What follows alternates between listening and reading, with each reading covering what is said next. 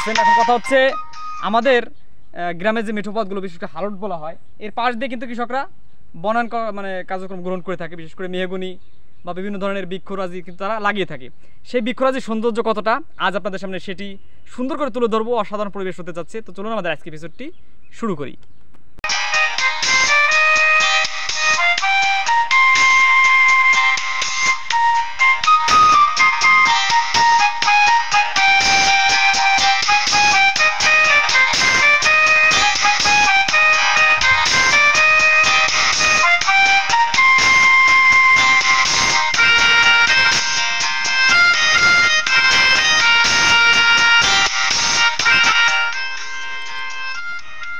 বন্ধুরা, কৃষকরা কিন্তু অন্যান্য গাছ থেকে মেহগনি গাছের প্রতি আগ্রহ তাদের বেশি, কারণ মেহগনি গাছ যতটা কাঠের দিক থেকে সমৃদ্ধ অন্যান্য গাছ কিন্তু অতটা না।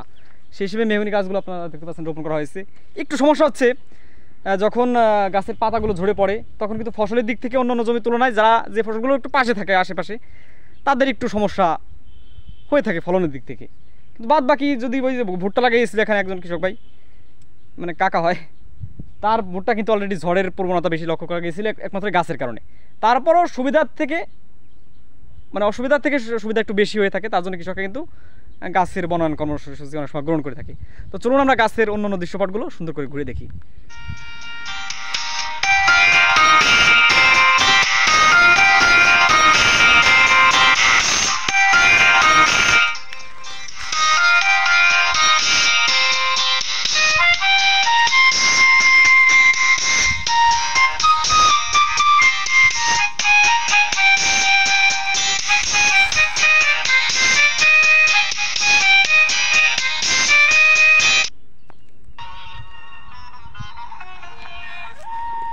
তো বন্ধুরা, এই হচ্ছে ব্যাপার সেবার। মূলত সব জায়গায় কিন্তু হালগুলো থাকে না, এগুলো কিছু কিছু জায়গায় থাকে। আসলে আমাদের বড় দুঃখের ব্যাপার হচ্ছে আমি যেই সাইডটা দাঁড়িয়ে কথা বলছি এখানে কিন্তু সেই ধরনের পাকা সংযোগ ইটের রাস্তা বা বলেন বা পিচ ঢালাই বলেন সেটা করার সম্ভব হয়নি।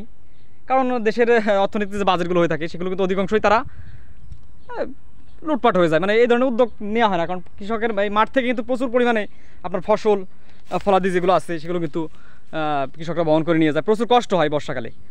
তারপরও এই ধরনের রাস্তাগুলো যদি একটু পাকা করে দেওয়ার ব্যবস্থা করা হয় তাহলে সত্যি কৃষকদের ফসল আনা নেওয়ার ক্ষেত্রে সড়ক মানে পরিবহন ব্যবস্থা যেটি